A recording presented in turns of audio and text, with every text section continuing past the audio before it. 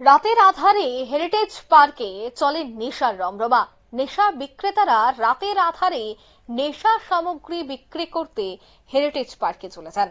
আর গতকাল সেই সংবাদ পাওয়া মাত্রই কিন্তু এনসিসি থানার পুলিশ অভিযানে নামে।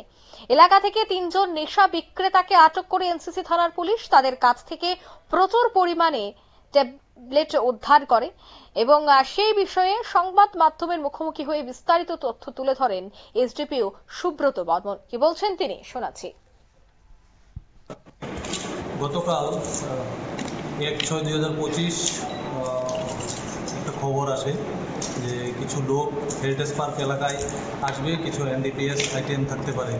তো সেই সংবাদের ভিত্তিতে ওসি এনসিসি পুলিশ স্টেশন তার টিম নিয়ে ওই জায়গায় অ্যাম্বুশে বসেন। সন্ধ্যা অনুমান 5টার সময় একটা অটো গাড়ি 3জন লোক আসেন অটো গাড়িটা নিয়ে। তো ওদেরকে সন্দেহজনক অবস্থায় পেয়ে ওদের অ্যাক্টিভিটি দেখে ওদেরকে ডিটেন করা হয়। ডিটেন করে খবর পাই আমি সঙ্গে সঙ্গে ঘটনাস্থলে পৌঁছাই এবং ওদেরকে তল্লাশি চালিয়ে ওদের কাছ থেকে 384টা এসপি ট্যাবলেট, ট্রামাডোল, এনডিপিএস আইটেম তো ওদের কাছ থেকে সিজ করা হয় এবং ওরা এই জিনিসগুলো হেরিটেজ পার্ক এলাকায় বিক্রি করার জন্য আসে। তো সঙ্গে সঙ্গে ওদেরকে আমরা অ্যারেস্ট করি এবং একটা স্পেসিফিক মামলা নিয়ে ওদেরকে আজকে কোর্টে প্রেরণ করা হবে। কতজনকে আটক করেছে? 3জন অ্যারেস্ট হয়েছে এই কেসে। নামগুলো? ওদের নাম প্রদ্যুৎ দেবনাথ, কিশোর মুদক এবং পরিতোষ বিশ্বাস। বাড়ি?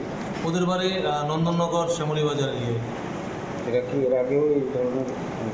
এর আগে অ্যারেস্ট হয়নি, তবে আমাদের কাছে খবর ছিল এই এলাকাতে কিছু লোক এসে এরকমভাবে এনডিপিএস আইটেম বিক্রি করে চলে যায়। তো সেই খবরের ভিত্তিতে আমরা দীর্ঘদিন ধরে এই অভিযান চালিয়ে রেখেছি এবং কালকে আমরা ওদেরকে ডিটেন করতে সক্ষম হয়েছি এবং এই অভিযান আমাদের জারি থাকবে।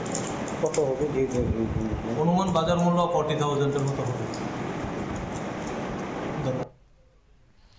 আপনারা শুনলেন এসডিপিওর বক্তব্য। তিনি বললেন তাদের দুজনের বাড়ি শ্যামলী বাজারে, তবে দুদের পুলিশ রিমান্ড চেয়ে আদালতে তোলা হয়েছে। বিপুল পরিমাণ তাদের কাছ থেকে নেশা সামগ্রী সহ তাদেরকে গ্রেফতার করা হয়েছে। তবে তাদের বিরুদ্ধে কি পদক্ষেপ গ্রহণ করা হয় সেটাই দেখার। নিয়ে নিচ্ছে ছোট্ট একটি বিজ্ঞাপন বিরতি, সঙ্গে থাকুন।